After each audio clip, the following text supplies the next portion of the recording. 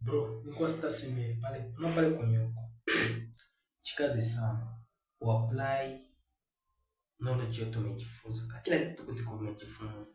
Kama uliona kaje fulani, kwa mtu makachano kwa kufurahia, tendo kwa testi. Uliona kitu fulani tukio ulijifunza. Uliona kisi ya kuedit, ya kumonte kitu fulani.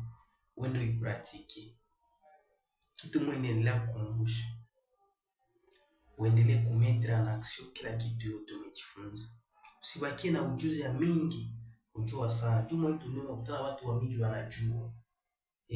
Watu wanajua kujenga, watu wanajua kwa mekanisini wa mingi. Ukimuuliza bila na difference yake wapi hapo.